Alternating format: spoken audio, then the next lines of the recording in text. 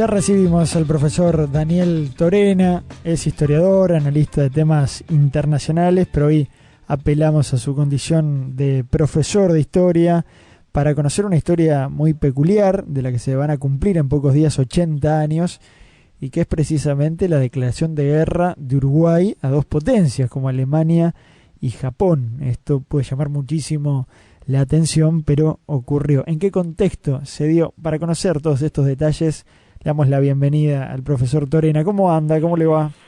Un gusto, estimado Juan Pablo, estar en contacto contigo y con los amigos Sarandí. Hay gran expectativa también entre algunos oyentes que ya nos han enviado sus mensajes para conocer cómo se dio todo esto, cómo es que Uruguay, este país sudamericano, pequeño en sus dimensiones, en su población, termina declarándole la guerra a estas dos potencias mundiales. ¿Qué fue lo que ocurrió? Bueno, tenemos que ver el contexto general de la guerra, ¿no? Es decir, ya en el 39 tuvimos el antecedente de la presencia de la Curazao Bolsillo, Graf Spee, la batalla de La Plata en diciembre del 39, que despertó una ansiedad muy grande en nuestra población. La población de Uruguay mayoritariamente era, vamos a decir, afiliada al ideal de que defendía en ese momento el reino de la Gran Bretaña y Francia, así los valores democráticos. Había una simpatía general hacia los aliados. También hay algunos sectores que tenían cierta simpatía con Italia, en la Italia de Mussolini, en menor medida, pero digo, es un poco el contexto de cómo comenzó la relación con la guerra de nosotros, ¿no? Uh-huh. Un Uruguay que a esa altura gobierna el presidente general, el arquitecto Alfredo Valdomir, que sucedió a Terra en el gobierno, que va hasta el 42, un gobierno que estaba dentro de la esfera, vamos a decir, de influencia británica, digo, tradicional del país y de Francia, digo, Uruguay era un aliado económico del Reino Unido, su principal socio comercial, y Francia tiene un peso muy grande en la cultura nacional, enorme. Pero ese contexto fue variando a medida que la guerra fue avanzando, pero no es el mismo escenario de la Primera Guerra Mundial, muy completamente distinto por cuestiones ideológicas, filosóficas, ¿no?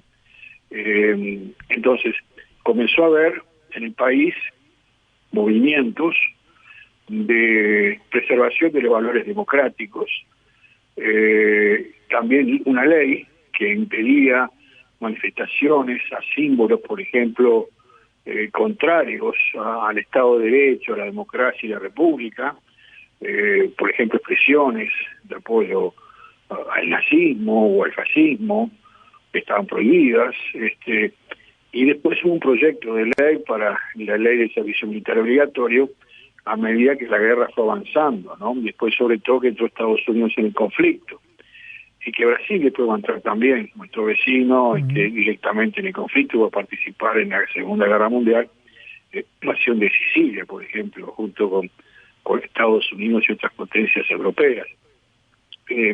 Pero aquí, nosotros, en el 42, en enero del 42, en parte también por presión del gobierno del presidente Roosevelt de Estados Unidos, se rompieron relaciones diplomáticas con Alemania y con Japón.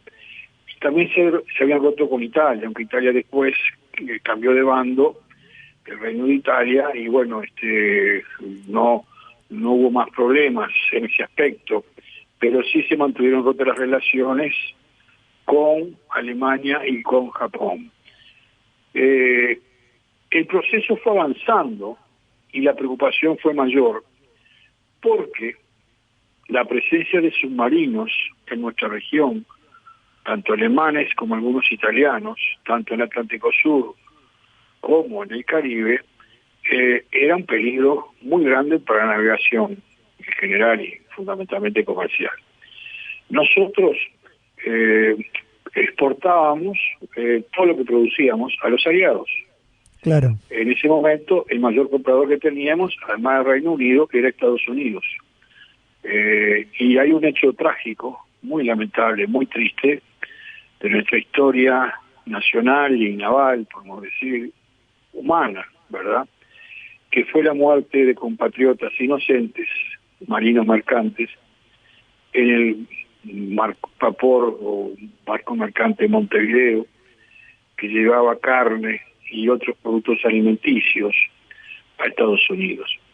Fue torpedeado por un submarino en el Caribe en marzo de 1942 y hundido, y en ese naufragio muchos perecieron lentamente en el Caribe, y a los gritos de los cobardes de los botes salvavidas le gritaban a los tripulantes submarinos que lo estaban viendo cómo se hundía. Lamentablemente ese día perecieron 14 uruguayos, ¿verdad? Y ahí fue un golpe muy grande en nuestra sociedad, porque nunca había ocurrido un hecho semejante con un barco mercante. Des en cuenta que no era una nave de guerra, y todavía no estamos en guerra, éramos un país neutral. Entonces eso creó también un sentimiento cada vez mayor de la población en general contra Alemania, particularmente, y después con Japón, pero especialmente contra Alemania, ¿no? Y había ya un escenario muy fuerte, y con el cambio de gobierno que va a ocurrir, y con la asunción del doctor Amézaga, con el retorno, vamos a decir, del vallismo al gobierno, y con la presencia de un canciller como fue Eduardo Rodríguez Larreta, con su doctrina de valor, de defensa de los valores democráticos, etcétera, hubo un impulso también para luchar por la preservación de esos valores, no solamente en el país, sino en la región, ¿verdad? Como doctrina Larreta, así le llama, que el presidente Amézaga la apoyó. Y en el marco militar, la presencia del general arquitecto, general de división Alfredo Campos, que era docente además de la Facultad de Arquitectura, fue un gran arquitecto, hizo innumerables obras históricas, además de edificios,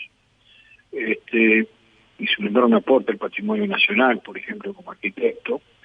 Entonces, él tenía una visión muy clara de la necesidad de contar con una ley, mira Juan Pablo qué tema, de servicio militar obligatorio. Ajá. Estaba convencido, ¿qué te parece, Juan Pablo? Estaba convencido que todos los ciudadanos tenían que prestar un servicio militar obligatorio ante un riesgo cada vez mayor de un conflicto de la República con estas potencias del eje, ¿verdad? Y bueno, ese proyecto de ley salió y fue en parte obligatorio para funcionarios públicos, llamado un reglamento. Cuando entrabas a la administración pública tenías que elegir a qué fuerzas querías en caso de guerra participar, si era funcionario público. No se hizo general como se pensaba el proyecto, pero por lo menos esa ley estuvo vigente hasta no hace mucho tiempo, con algunos cambios, ¿verdad? Ajá. Sí. No es tan conocida, digamos. No es muy conocida, pero existió. Es decir, que si hubiera habido necesidad de un envío masivo de tropas, muchos funcionarios públicos hubieran tenido que ir a combatir, dentro de determinadas edades, ¿no? Por supuesto, ¿no? No cualquier edad, pero era parte de lo que buscó el general Campos, que el gobierno apoyó, dadas las circunstancias que se estaban viviendo en el mundo, ¿no? Y por otras situaciones regionales también muy complejas a esa altura ya, que vamos a tener momentos bastante difíciles con los vecinos del otro lado del Río de la Plata por este tema también, ¿no? Reitera, ¿en qué gobierno fue esto? El doctor Amézaga, Juan José Amézaga, que fue el impulsor, la Asamblea General primero, por una abrumadora mayoría, sacó una declaración proponiendo una declaración de guerra, y el Poder Ejecutivo declaró formalmente la guerra con la firma del presidente, del canciller Rodríguez Larreta, y del ministro de Defensa, el general arquitecto Alfredo Campos, ¿no? Y se consumaba ese 21 de febrero esa declaración formal, que no fue una cosa pura galería, Juan Pablo, ¿no? Porque realmente ya había una preparación de un escenario posible para nuestras Fuerzas Armadas. Y concretamente, Juan Pablo, que no es un tema muy conocido, Alemania ya estaba por caer, entonces el mando superior aliado consideraba que las posibles aportes militares de Uruguay serían destinados para el Pacífico. Y te digo más, había 2 regimientos que fueron deseleccionados a principios de ese año, marzo, abril, mayo, un poco de la época de caída de Alemania, antes de las explosiones nucleares, después atómicas contra Japón, justamente para luchar contra los japoneses en las islas del Pacífico. Mira qué tema, ¿qué te parece? No, está... Ahí nos hubiera tocado a nosotros. Sí, está revelando información muy, muy interesante. Sí, y ahí conozco más que unidades eran ya destinadas, era el 6º de caballería y el 9º completamente. Los primeros que iban a ser embarcados para por apoyo de Estados Unidos en compañía de tropas norteamericanas y australianas y bueno, que estaban en esas islas, porque confiaban en la capacidad de los uruguayos por gente de campo. Bueno, por eso justamente se seleccionaron unidades del interior, porque eran lugares extremadamente difíciles y selváticos. Indudablemente hubiera sido muy difícil para nuestra gente combatir en la selva, te puedes imaginar tú. Claro. No es una cosa sencilla, ¿no? Para nada. Para nada sencilla, y más los japoneses, que eran terribles combatientes. Y sin la práctica y ni la experiencia de la guerra tampoco. Exactamente, es decir, todo esto era algo nuevo para Uruguay, completamente. No así para muchos uruguayos que combatieron en la guerra en forma personal, es decir, por ejemplo, en el ejército de la Francia Libre de Gaulle hubo 10 uruguayos que combatieron en África del Norte, que llegaron a ser condecorados, muchos de ellos por Francia, ¿no? Y conocí a un ex oficial de Graf Spee que estuvo internado en Durazno cuando yo era niño, a través de un familiar mío que los sostuvo a cargo a ellos, ¿no? Cuando estuvieron detenidos en el cuartel de Sarandí de allí, la tripulación de Graf Spee, que era un alemán, un hombre muy correcto, no era nazi, que sí, porque más me contaba este familiar cómo era la persona, murió acá en Uruguay, después se casó con una uruguaya, dejó sin hijos y perdió todo en la guerra absolutamente, quedó sin nada. Ese ejemplo de la guerra que a veces no se ven, y terminó queriendo el Uruguay, porque terminó su vida aquí, ese señor, aunque yo te digo, ¿no? Que yo llegué a conocerlo siendo un niño. Pero después tuve un personaje, ya en mis tiempos ya estudiante universitario y casi profesor, un uruguayo de origen británico, un hombre muy simpático, que era la edad de un abuelo prácticamente, que combatió en la RAF, en la Real Fuerza Aérea Británica, hijo de ingleses. Tú sabes, Juan Pablo, que la guerra lo agarró en Londres, estudiando en Oxford geofísica y astrofísica. Era brillante, sabía astronomía y el infierno, ¿no? Y bueno, por sus estudios entró en la Real Fuerza Aérea. Vivía en Madrid, Juan Pablo. Y llegó al grado de comandante y me mostraba las medallas, me acuerdo, tipos geniales. Sí, algo impresionante. Sensacional, Denis se llamaba, Cajery, ¿no? Apellido. Y vos sabés que además era, bueno, no quiero hacer proselitismo político de partido de fútbol, pero te imaginas de qué cuadro era hincha, ¿no? A ver, dígame. Y bueno, era de la gente de Peñarol. Déjela ahí, profesor. No quiero hacer no, era muy hincha Peñarol. Sí, mire usted. Sí. Gran aurinegro. Sí, era muy, muy pero bueno, me decía que Peñarol era formado, bueno, esa historia, ¿no? Pero pero lo decía en broma, pero no era un hombre fanático, lo ponía siempre como chiste en sus charlas que daba, ¿no?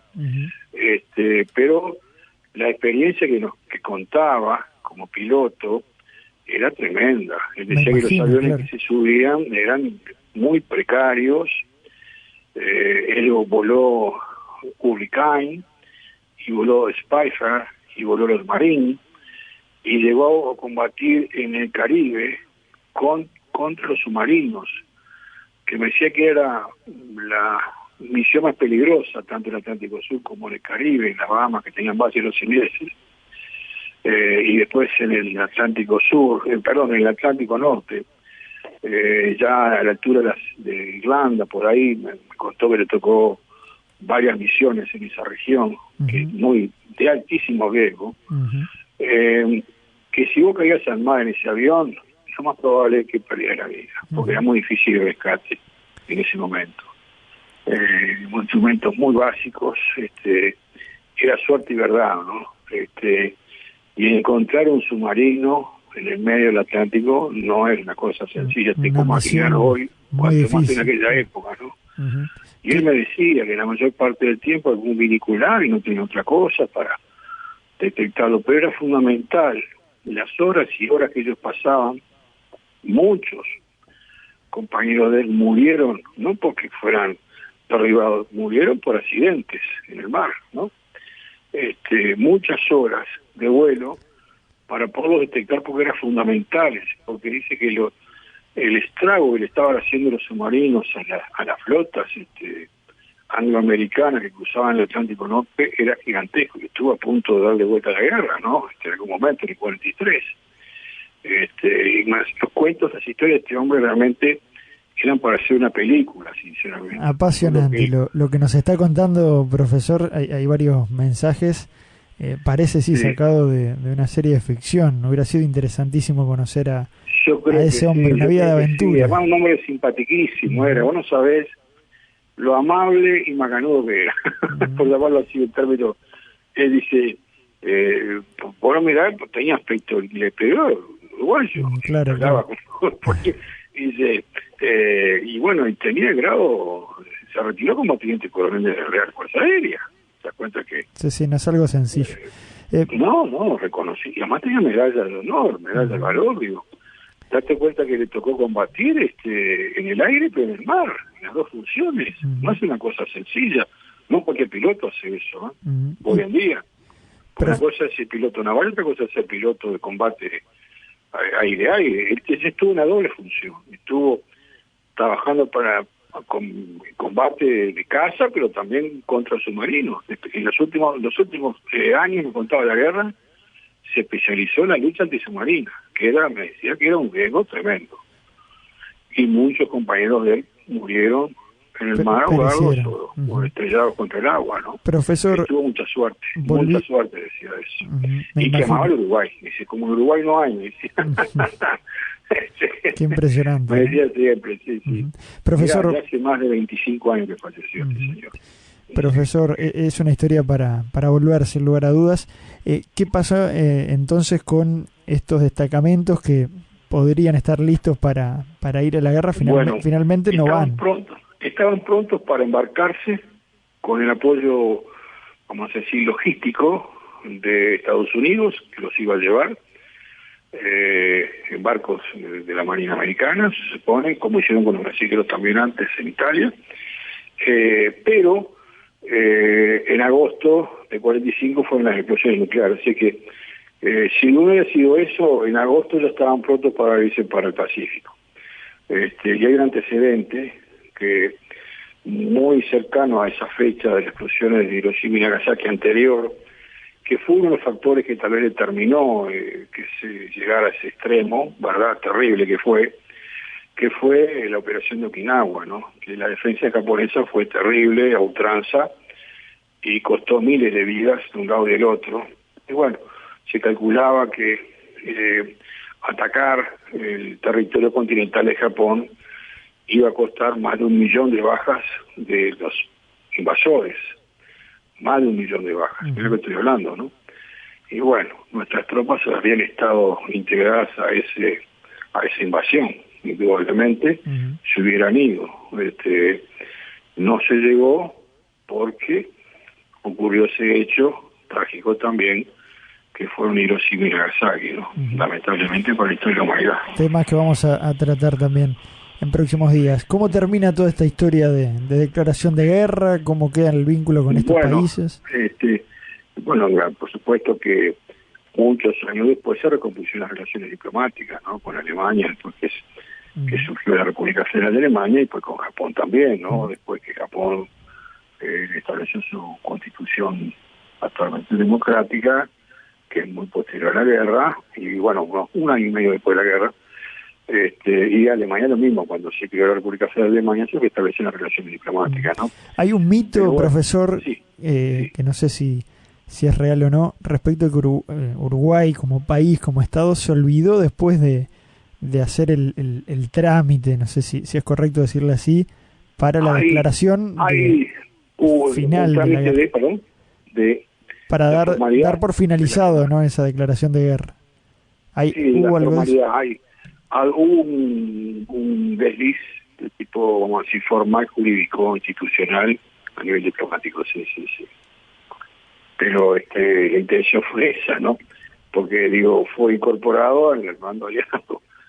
Si no hubiera habido esa relación, ¿verdad? Bien. Pero los testimonios de gente que estuvo en la guerra son terribles.